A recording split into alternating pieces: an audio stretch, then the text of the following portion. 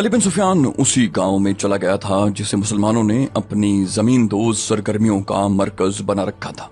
उसने अपने छापामारों और जासूसों के सुपुर्द ये काम किया कि तमाम इलाके में फैलकर अमर दरवेश की शोबदाबाजियों की हकीकत बता दी। उसने वहां के लीडरों को बताया कि वो लोगों को तैयार कर लें।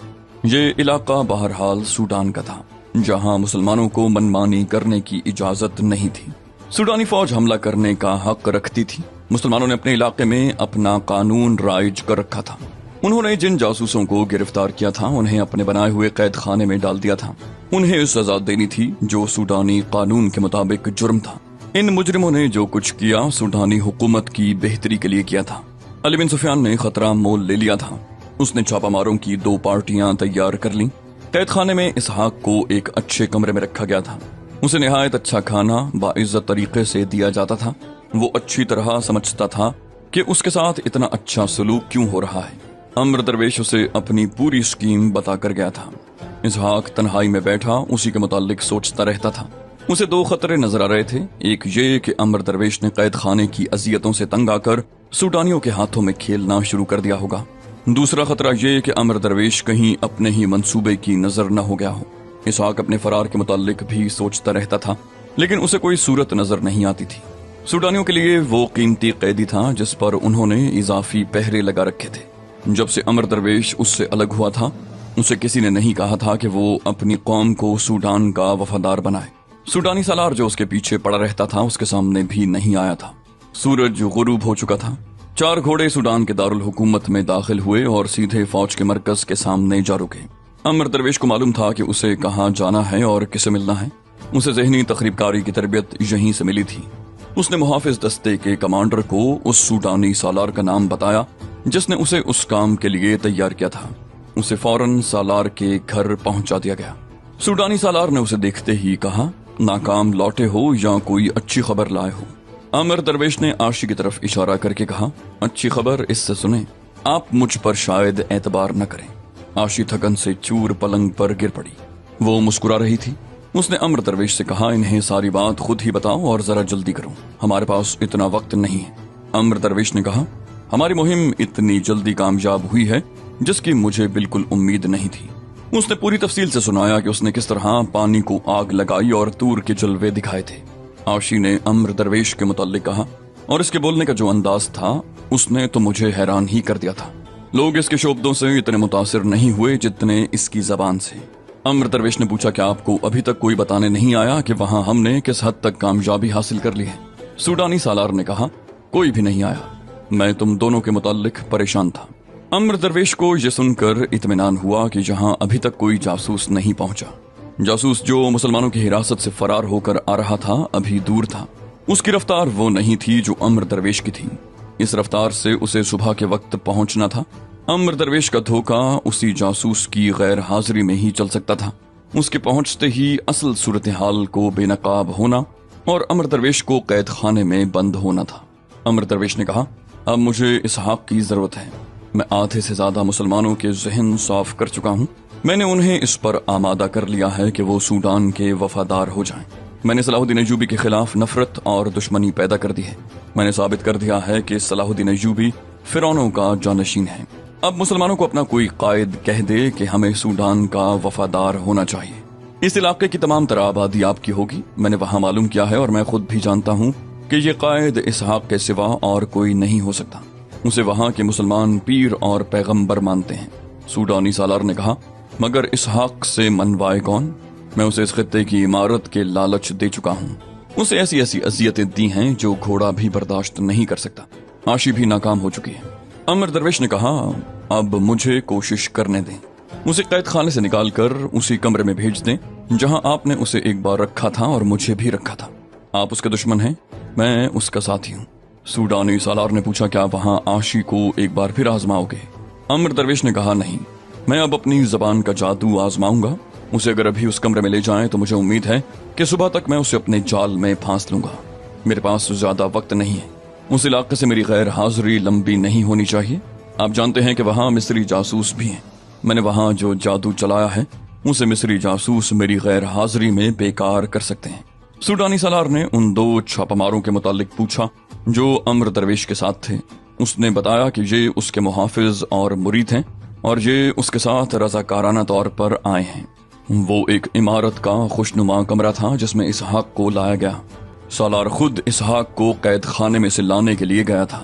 اس نے اسحاق سے کہا، میں تمہارے قومی جذبے اور ایمان کا قائل ہو گیا ہوں۔ تمہارا ایک دوست امر درویش تم سے ملنے کا خواہش مند ہے۔ میں چاہتا ہوں کہ تمہاری ملاقات اچھے ماحول میں ہو۔ اسحاق نے کہا، مجھے قید خانے سے زیادہ غلیظ اور جہنمی ماحول اور تمہارے محلات سے زیادہ دل فریب ماحول اپنی راہ سے نہیں ہٹا سکتے۔ مجھے تہ خانے میں لے چلو یا بالا خانے میں اپنا ایمان نہیں بیچوں گا۔ سوڈانی سالار ہنس پڑا اور اسے اس کمرے میں لے گیا جہاں امر درویش اس کے انتظار میں تھا۔ سوڈانی سالار بھی کمرے میں رہا۔ اسحاق نے امر درویش سے کہا، تمہارا چہرہ بتا رہا ہے کہ تم نے ان کافروں کے ہاتھ اپنا ایمان بیچ دیا ہے۔ تمہارے چہرے کی رونق اور آنکھوں کی چمک بتا رہی ہے کہ تم بہت دنوں سے قید خانے سے باہر گھوم پھر رہے ہو۔ مجھ سے کیوں ملنا چاہتے ہو؟ امر درویش نے کہا، میں تمہارے چہرے پر بھی یہی رونق اور آنکھوں میں یہی چمک دیکھنا چاہتا ہوں جو تم میرے چہرے پر اور آنکھوں میں دیکھ رہے ہو۔ ذرا مجھے مہلت دو، ذرا سی دیر کے لیے اپنا دل اور اپنا ذہن مجھے دے دو۔ تحمل اور اطمینان سے میری بات سنو۔ سوڈانی سالار پاس کھڑا تھا، وہ خطرہ مول نہیں لینا چاہتا تھا۔ اسحاق اس کا نہایت اہم قیدی تھا اور امر درویش بھی قیدی ہی تھا۔ یہ امر درویش کا دھوکہ بھی ہو سکتا تھا۔ وہ ان دونوں کو ایک ایسے کمرے میں آزاد نہیں چھوڑ سکتا تھا جو قید خانے کا کمرہ نہ تھا۔ اس نے 4 سنتریوں کا انتظام کر دیا۔ 2 کمرے کے سامنے کھڑے تھے اور 2 پچھلے دروازے کے سامنے۔ برچھیوں اور تلواروں کے علاوہ انہیں تیر و کمان بھی دیے گئے تھے تاکہ فرار کی کوشش کامیاب نہ ہو سکے۔ امر درویش چاہتا تھا کہ سالار وہاں سے چلا جائے، مگر سالار وہاں سے ٹلتا نظر نہیں آ رہا تھا۔ اس کی موجودگی میں امر درویش اسحاق کو بتا نہیں سکتا تھا کہ اس کا منصوبہ کیا ہے۔ عاشی کو سوڈانی سالار نے نہانے دھونے اور آرام کے لیے اسی عمارت کے ایک کمرے میں بھیج دیا تھا۔ وہ سوڈانی سالار کو اس کمرے سے لے جا سکتی تھی مگر اس کے ادھر آنے کا کوئی امکان نہ تھا۔ سوڈانی سالار الگ ہو کر بیٹھ گیا۔ وہ جاسوس جو صحیح صورتحال بتانے آ رہا تھا شہر سے تھوڑی ہی دور رہ گیا تھا۔ وقت تیزی سے گزر رہا تھا۔ امر درویش کے دونوں چھاپا مار اسی عمارت کے ایک برآمدے میں امر درویش کے اشارے کا انتظار کر رہے تھے۔ کچھ دیر بعد عاشی باہر آئی۔ وہ نہا دھو کر کپڑے بدل کر آئی تھی۔ اس کا حسن نکھرایا تھا، چہرے سے سفر کی تھکن بھی دھل گئی تھی۔ وہ چھاپا ماروں کے پاس جا رکی۔ عاشی نے ان سے پوچھا، سالار چلا گیا؟ ایک چھاپا مار نے کہا، نہیں، وہ اندر ہے۔ عاشی نے کہا، اسے چلے جانا چاہیے، اور وہ اس کمرے کی طرف چل پڑی۔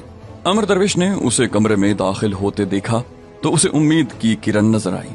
سوڈانی سالار نے اسے دیکھا تو اس کے ہونٹوں پر وہی مسکراہٹ آ گئی جو اس جیسے مردوں کے ہونٹوں پر عاشی جیسی دلکش لڑکی کو دیکھ کر آیا کرتی ہے۔ عاشی ٹہلتے ٹہلتے سالار کے پیچھے گئی۔ اس نے امر درویش کو گہری نظروں سے دیکھا۔ امر درویش کو موقع مل گیا۔ اس نے عاشی کو اشارہ کیا کہ سالار کو یہاں سے غائب کرو۔ امر درویش نے پوچھا، اسحاق بھائی، کیا ہم سوڈان کے بیٹے نہیں ہیں؟ اسحاق نے جواب دیا، میں سب سے پہلے اسلام کا بیٹا ہوں اور میں اب بھی مصری فوج کا کماندار اور سلطان صلاح الدین کا وفادار ہوں۔ اگر سوڈان کی زمین میری ماں ہے تو میں اپنی ماں کو اسلام کے دشمنوں کے حوالے نہیں کر سکتا۔ امر درویش، میں تمہاری طرح اسلام کی عظمت اور اپنی غیرت کو فروخت نہیں کر سکتا۔ عاشی نے پیچھے سے سوڈانی سالار کے کندھوں پر دونوں بازو رکھے اور منہ اس کے کان سے لگا کر کہا، چند دنوں میں آپ کا دل مر گیا ہے۔ سوڈانی سالار نے گھوم کر دیکھا تو عاشی کے گال اور بکھرے ہوئے بال سالار کے گالوں سے ٹکرا رہے تھے۔ عاشی مسکرا رہی تھی۔ اس نے مخمور اور تشنا لہجے میں کہا، میں اتنی خطرناک اور تھکا دینے والی مہم سے واپس آئی ہوں، کل پھر انہی جنگلیوں کے پاس چلی جاؤں گی جن کے پاس پینے کو پانی کے سوا کچھ بھی نہیں۔ میں تو شراب کی بو کو بھی ترس گئی ہوں۔ سوڈانی سالار نے چونک کر کہا، میں تو اس قصے میں تمہیں بھول ہی گیا تھا۔ میں کسی سے کہہ دیتا ہوں تم اسی کمرے میں چلو۔ عاشی نے کہا، اکیلے کیا خاک مزہ آئے گا، آپ بھی چلیے، یہاں کوئی خطرہ نہیں۔ دونوں طرف سنتری کھڑے ہیں، کچھ دیر بعد یہیں آ جانا۔ عاشی اس فن کی استاد تھی۔ بچپن سے اب تک اسے مردوں کو اپنے جال میں پھانسنے اور انگلیوں پر نچانے کی تربیت دی گئی تھی۔ اس نے یہی فن اپنے آقاؤں اور استادوں کے خلاف آزمانا شروع کر دیا۔ سوڈانی سالار اس کی مسکراہٹ کے فریب میں آ گیا اور اس کے ساتھ چل پڑا۔ باہر جا کر اس نے ایک ملازم کو شراب لانے کو کہا اور عاشی کے ساتھ کمرے میں چلا گیا۔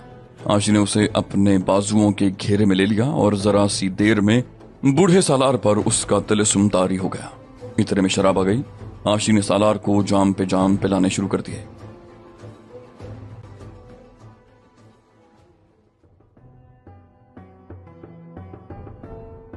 अमर दरवेश ने इसहाक से कहा, नियत साफ हो तो खुदा भी मदद करता है। मैंने जो सोचा था वो हर लिहाज और हर पहलू से अमली शक्ल में आ गया है। सारी बात शहर से निकल कर सुनाऊंगा। 2 छापामार साथ लाया हूं, 2 संतरी इधर खड़े हैं, 2 उधर। हमें सिर्फ उस तरफ के संतरियों को खत्म करना है जिस तरफ से निकलना है। 4 घोड़े तैयार हैं। 4 घोड़े संतरियों के तैयार खड़े हैं ताकि फरार की सूरत में वो हमारा ताकुब कर सकें। अपने यहाँ मिस्र के कुछ लोग आए हैं। एक आदमी बहुत ही दानिशमंद मालूम होता है। उसने अपना नाम नहीं बताया। काहिरा इत्तला पहुंच गई है कि यहाँ क्या हुआ है। सालार को लड़की ले गई है। मैं जरा बाहर का जायजा ले लूं। लड़की को भी साथ ले जाना है।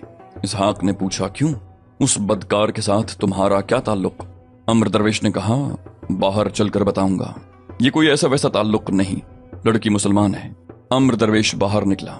संतरियों ने उसे सूडानी सालार के साथ उस कमरे में आते देखा था, इसलिए उन्होंने उसे एहतराम की नजरों से देखा।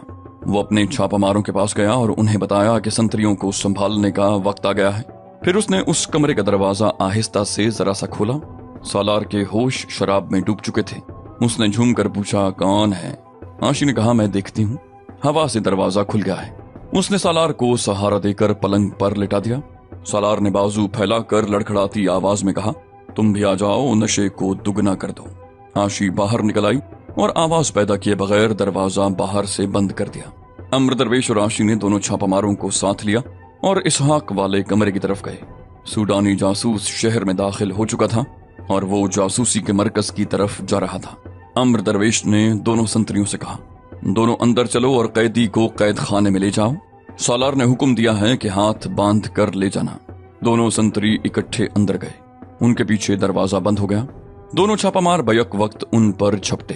दोनों की गर्दनें एक एक छापामार के बाजू के शिकंजे में आ गईं। छापामारों ने खंजर पहले ही निकाल लिए थे। उन्होंने संतरियों के दिलों पर वार किए और उन्हें खत्म कर दिया। सूडानी जासूस अपने ठिकाने पर पहुंच गया था और एक नायब सालार को सही रिपोर्ट दे रहा था। अमर दरवेश ने इसहाक से कहा, फौरन निकलो। बाहर 4 घोड़े अमर दरवेश के खड़े थे और 4 संतरियों के। दूसरी तरफ के संतरियों को मालूम ही ना हो सका कि अंदर क्या हो रहा है। ये सब घोड़ों पर बैठे। रात ने फरार पर पर्दा डाले रखा। शहर गहरी नींद सोया हुआ था। फरार होने वालों ने घोड़ों को फौरन एड़ न लगाई। आशी भी उनके साथ थी।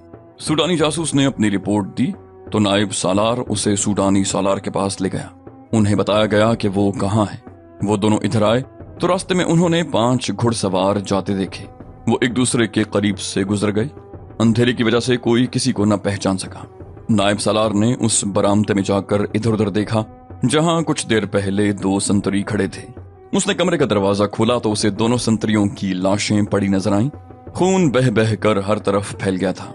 नायब सालार ने अंदर जाकर दूसरा दरवाजा खोला। उधर 2 संतरी आराम से खड़े थे। भाग दौड़ शुरू हो गई। एक कमरे में सालार पलंग पर पड़ा नशे में बदमस्त आशी को पुकार रहा था। नायब सालार ने उसे बुलाया और उठाया।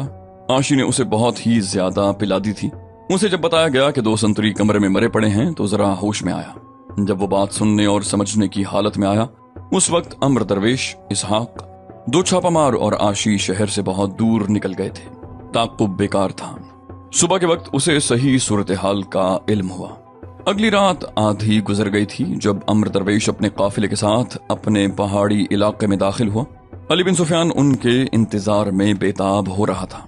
जरूरत ये थी कि इसहाक और अमर दरवेश को फौरन मिस्र भेज दिया जाए, लेकिन एक जरूरत ये भी थी कि उन्हें उस इलाके में घुमाया फिराया जाए ताकि जिन लोगों ने सूडानियों की शुभदेबाजियां देखी हैं उन्हें असल हकीकत मालूम हो जाए। अलबत्ता फौरी तौर पर यह इंतजाम कर दिया गया कि कुछ आदमियों को देखभाल के लिए मुकर्रर कर दिया गया ताकि सूडानी फौज हमला करे तो कबल अज वक्त इत्तला मिल जाए। दूसरी जरूरत ये थी कि मिस्री फौज के कुछ और छापामार उस इलाके में बुला लिए जाएं जो सूडानी फौज के हमले की सूरत में अकब से शबखून मारें और फौज को उस इलाके से दूर रखें। इस तरह अमर दरवेश, अली बिन सुफियान और उसके छापामारों ने वो मार्का जीत लिया जो कमांडरों, बादशाहों और कौम की नजरों से ओझल होकर लड़ा गया था। ये एक इनफिरादी जंग थी जो ईमान और कौमी जज्बे की कुव्वत से लड़ी गई थी। सुल्तान सलाउद्दीन अय्यूबी ने इस दरपर्दा जंग पर हमेशा तवज्जो मरकूज रखी थी। اس کا انٹیلیجنس کا نظام بہت ہوشیار تھا۔ اس وقت جب سوڈانی مسلمانوں نے یہ معرکہ جیت لیا تھا، سلطان ایوبی مسلمان امراء، گمشتگین، سیف الدین اور الملک الصالح کی متحدہ افواج کو شکست فاش دے کر ان کے تعاقب میں جا رہا تھا۔ راستے میں اس نے چند ایک اہم مقامات اور چھوٹے چھوٹے قلعوں پر قبضہ کر لیا تھا۔ وہ حلب کی طرف بڑھ رہا تھا جو ایک اہم شہر اور الملک الصالح کی فوج کا مرکز تھا۔ سلطان ایوبی اس شہر کو محاصرے میں لے کر محاصرہ اٹھا چکا تھا۔ وہاں کے مسلمانوں نے اس کا مقابلہ ایسی بے جگری سے کیا تھا کہ سلطان ایوبی اشش کر اٹھا۔ محاصرہ اٹھانے کی وجہ اس سے پہلے سنائی جا چکی ہے۔ اس کے بعد مسلمان افواج کی آپس میں جو جنگ ہوئی اس کی تفصیلات بھی سنائی جا چکی ہیں۔ سلطان ایوبی نے تینوں مسلمان فوجوں کو بے تحاشا نقصان پہنچا کر اس طرح پسپا کیا کہ فوجیں بکھر گئیں۔ سلطان ایوبی نے تعاقب جاری رکھا۔ اس کی زیادہ تر توجہ حلب کی فوج پر تھی کیونکہ یہ بہادری سے لڑنے والی فوج تھی۔ یہ حلب کی سمت پسپا ہو رہی تھی۔ سلطان ایوبی اسے راستے میں ہی تباہ کر دینا چاہتا تھا کیونکہ وہ حلب پر قبضہ کرنے کو پیش قدمی کر رہا تھا۔ اس نے تعاقب کا انداز یہ نہ رکھا کہ اپنی فوج کو اس کے پیچھے ڈال دیا، بلکہ اس نے اپنے برق رفتار دستے کسی دوسرے راستے سے آگے بھیج دیے اور کچھ چھاپا مار دونوں پہلوؤں پر بھیج دیے۔ حلب کی فوج افراتفری کے عالم میں حلب کو جا رہی تھی۔ آگے جا کر اس کے کمانڈروں نے دیکھا کہ سلطان ایوبی کی فوج نے راستہ روک رکھا ہے۔ حلب کی فوج رک گئی۔ اس کے سپاہیوں میں لڑنے کی ہمت نہیں رہی تھی۔ ان کا ساز و سامان بھی کم رہ گیا تھا۔ رسد اور خوراک کی بھی کمی تھی۔ یہ فوج رکی تو پہلوؤں پر سلطان ایوبی کے چھاپہ ماروں نے شبخون اور چھاپے مارنے شروع کر دیے۔ سلطان ایوبی کے کمانڈروں نے اعلان کرنے شروع کر دیے، حلب والو ہتھیار ڈال دو۔ سلطان ایوبی محاذ سے پیچھے تھا۔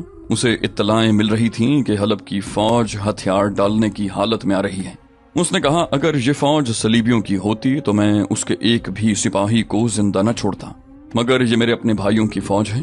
یہ لوگ ہتھیار ڈال دیں تو میں انہیں بخش دوں گا۔ مجھے خوشی پھر بھی نہیں ہوگی۔ مرنے کے بعد میری روح بھی بے چین رہے گی کہ میرے دور میں مسلمانوں کی تلواریں آپس میں ٹکرائی تھیں۔ اگر ہمارے یہ بھائی اب بھی دوست اور دشمن کی پہچان کر لیں تو اس شرمناک غلطی کا ازالہ ہو سکتا ہے۔ دوسرے ہی دن خدا نے سلطان ایوبی کی دعا سن لی۔ اس نے 2 گھڑ سوار اپنی طرف آتے دیکھے۔ ان میں سے ایک نے سفید جھنڈا اٹھا رکھا تھا۔ ان کے دائیں بائیں سلطان ایوبی کی اپنی فوج کے 2 کماندار تھے۔ قریب آ کر گھوڑے رک گئے۔ ایک کماندار نے گھوڑے سے اتر کر سلام کیا اور کہا، حلب کے حاکم الملک الصالح نے صلح کا پیغام بھیجا ہے۔ یہ 2 ایلچی جنگ بندی اور صلح کا پیغام لائے ہیں۔ ایک ایلچی نے پیغام سلطان ایوبی کے ہاتھ میں دیا۔ سلطان ایوبی نے پیغام پڑھ کر کہا، الملک الصالح سے کہنا، صلاح الدین ایوبی نے جب جنگ سے پہلے صلح کا پیغام بھیجا تھا تو تم نے فرعونوں کی طرح میرے ایلچی کی بے عزتی کر کے میرا پیغام ٹھکرا دیا تھا۔ آج خدائے عز و جل نے مجھے یہ طاقت بخشی اور تمہیں یہ ذلت دی کہ میں تمہاری فوج کو اس طرح پیس سکتا ہوں جس طرح 2 پتھروں کے درمیان دانے پیسے جاتے ہیں۔ لیکن میرے دشمن تم نہیں۔ تم اس باپ کے بیٹے ہو جس نے صلیبیوں کو گھٹنوں بٹھا رکھا ہے، اور تم صلیبیوں سے دوستی گانٹھ کر اپنے باپ کی فوج کے خلاف لڑنے آئے تھے۔ اسے کہنا کہ میں نے تمہیں معاف کیا۔ دعا کر کہ اللہ بھی تمہیں معاف کر دے۔ سلطان ایوبی نے اپنی شرائط پر صلح کی پیشکش منظور کر لی۔ الملک الصالح کو اس شرط پر اپنی فوج حلب لے کر جانے کی اجازت دے دی کہ جب اس کی فوج حلب آئے تو حلب کی فوج کوئی مزاحمت نہ کرے۔ ایک اور دلچسپ واقعہ ہوا۔ الملک الصالح اپنی فوج نکال کر لے گیا۔ سیف الدین بھی پسپا ہو کر موصل چلا گیا تھا اور گمشتگین نے اپنے قلعے حران میں جانے کی بجائے حلب کا رخ کیا۔ سلطان ایوبی اپنی فوج کو اور آگے لے گیا اور ایک مقام ترکمان کو عارضی کیمپ بنا لیا۔ ایک روز حلب کا ایک قاصد اس کے پاس آیا اور الملک الصالح کا ایک پیغام سلطان ایوبی کو دیا۔ سلطان ایوبی نے پیغام کھول کر پڑھا تو چونک اٹھا، کیونکہ یہ پیغام اس کے نام نہیں بلکہ سیف الدین کے نام تھا۔ الملک الصالح نے سیف الدین کو لکھا تھا، آپ کا خط مل گیا ہے جس میں آپ نے اس پر خفگی کا اظہار کیا ہے کہ میں نے صلاح الدین ایوبی کے آگے ہتھیار ڈال کر صلح کر لی ہے۔ بے شک میں نے ایسا ہی کیا ہے، لیکن میرے لیے اور کوئی راستہ نہیں تھا۔ میری فوج اس کی فوج کے گھیرے میں آ گئی تھی۔ میرے سپاہی تھکے ہوئے، ڈرے ہوئے اور زخمی تھے۔ میرے سالاروں نے مجھے مشورہ دیا کہ صلاح الدین ایوبی کو صلح کا دھوکہ دیا جائے اور اپنی فوج کو اس کے چنگل سے نکال لیا جائے۔ میں نے یہی بہتر جانا اور صلاح الدین ایوبی کو صلح کا پیغام دے دیا۔ محترم غازی سیف الدین، آپ مطمئن رہیں، میں نے وقت حاصل کرنے کے لیے صلح کی ہے، ورنہ میرے پاس آج ایک بھی سپاہی نہ ہوتا۔ میں اب حلب میں اپنی فوج کی تنظیم نو کر رہا ہوں۔ نئی بھرتی شروع کرا دی ہے۔ मैंने सलाहुद्दीन अय्यूबी की ये शर्त तस्लीम कर ली है कि उसकी फौज हलब में आएगी तो हमारी फौज मज़ाहमत नहीं करेगी, लेकिन वो जब यहाँ आएगा तो उसकी फौज को ऐसी मज़ाहमत मिलेगी जो उसके तसव्वुर में भी नहीं आ सकती। आप अपनी फौज को अस्सर नौ तैयार करें। हमें सलाहुद्दीन अय्यूबी के खिलाफ लड़ना और उसकी ताकत को ख़त्म करना है। इस पैगाम में और भी बहुत कुछ लिखा था। मौरखों ने इस पर इत्तेफाक किया है कि अल-मलिक अल-सौलेह ने सुल्तान अय्यूबी को सुलह का धोखा दिया था, और इस पर भी कि अल-मलिक अल-सौलेह ने सैफुद्दीन के खत के जवाब में जो जवाब लिखा था वो गलती से सुल्तान अय्यूबी को मिल गया था, या ये कासिद सुल्तान अय्यूबी का जासूस था। यूरोपीय मौरखों ने लिखा है कि यह कासिद की गलती थी। दो ने लिखा है कि पैगाम सरबा मोहर किया गया तो बाहर गलती से सुल्तान अय्यूबी का नाम लिख दिया गया था। मुसलमान मौरख जिनमें सिराजुद्दीन खास तौर पर काबिल जिक्र है, लिखता है कि सलाहुद्दीन अय्यूबी का निज़ाम जासूसी ऐसा बाकमाल था कि अल-मलिक अल-सौलेह का कासिद उसका जासूस था। वो अल-मलिक अल-सौलेह का इतना अहम पैगाम सुल्तान अय्यूबी के पास ले आया। काजी बहाउद्दीन शद्दाद ने अपनी यादाश्तों में लिखा है कि इस पैगाम ने सुल्तान अय्यूबी को इस कदर परेशान किया कि कई घंटे उसने किसी के साथ बात न की, खेमे में अकेला पड़ रहा। अलबत्ता उसे ये खुशी जरूर हुई कि उसे दुश्मन के अज़ाइम का इल्म हो गया। उसने हुक्म दिया कि अल जजीरा, दियार और बकर से फौरन लोगों की भर्ती की जाए। उसने अपने मुसलमान भाइयों के खिलाफ एक और खूंरेज जंग की तैयारियां शुरू कर दी।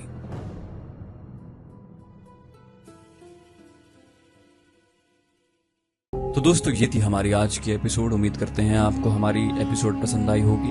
जाने से पहले इस वीडियो को लाइक, शेयर और कमेंट करना मत भूलिए, और अगर आप हमारे चैनल पर नए हैं तो इसे सब्सक्राइब कीजिए और बेल आइकन पर क्लिक कीजिए ताकि आपको तमाम वीडियोस फौरन मिलती रहें। अगली वीडियो तक के लिए अपना ख्याल रखिए। अल्लाह हाफिज।